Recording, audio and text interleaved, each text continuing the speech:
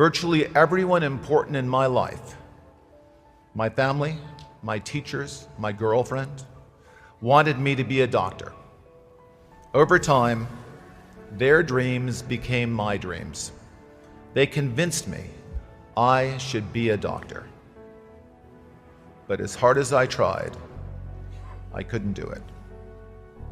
After a few difficult and unhappy years as a pre-med student, it became painfully clear to me that I did not like the courses I was taking. I was 21 years old when I dropped out of college, packed everything I owned, jeans, t-shirts, leather jacket, guitar, into my car and drove from Chicago to Berkeley, California. During my California springs and summers, I spent most of my days in the high Sierras in Yosemite Valley, working as a river guide and a rock climbing instructor. I loved those jobs, but unfortunately, they didn't pay that well. So I also got a job working a couple of days a week as a computer programmer back in Berkeley. I had learned to program in college. I didn't love programming, but it was fun and I was good at it. And computer programming gave me the same kind of satisfaction as solving math problems and playing chess, both things I enjoyed before I became a confused teenager.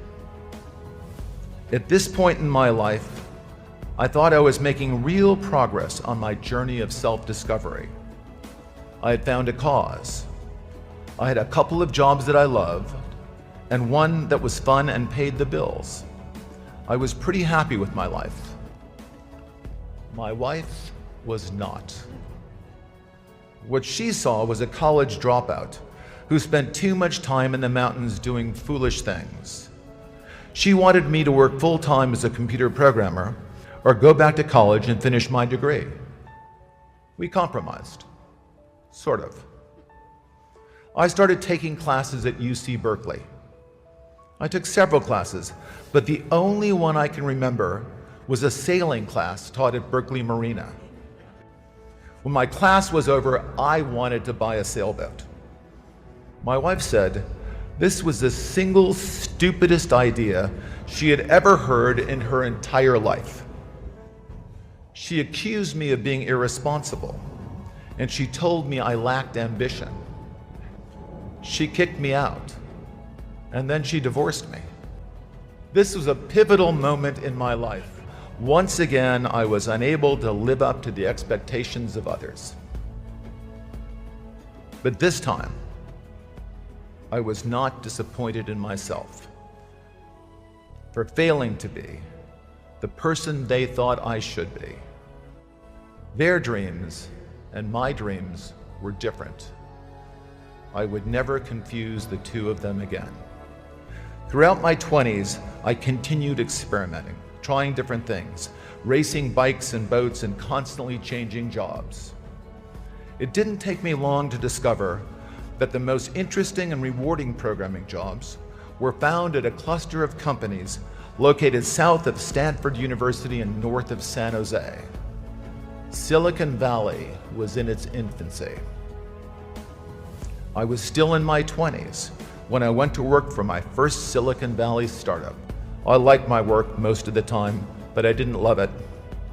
I searched and I searched, but I just could not find a software engineering job that I loved as much as I loved sailing. So I tried to create one. I put together a plan to start my own company. That way I could completely control my work environment. I would hire the most talented programmers I knew, and we would all work together on the most interesting and challenging software projects. My goal was to create the perfect job for me, a job I truly loved. I never expected the company to grow beyond 50 people. Today, Oracle employs around 150,000 people. But when I started, it was not my intention to build a big company. What happened? Well, at first, we did exactly what we set out to do. Hire the most talented software engineers in Silicon Valley. We assembled an all-star team of gifted programmers who were among the best in the world at what they did.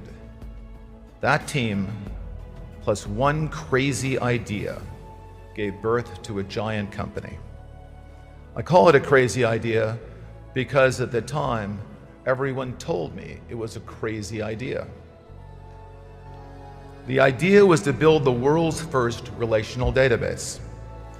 Several theoretical papers about relational databases had already been published, and IBM was building a prototype in their research labs. But back then, the collective wisdom of computer experts was that while relational databases could be built, they would never be fast enough to be useful.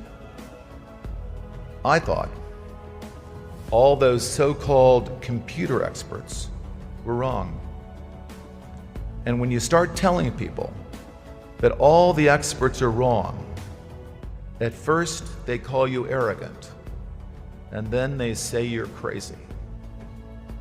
So remember this, graduates. When people start telling you that you're crazy, you just might be onto the most important innovation in your life.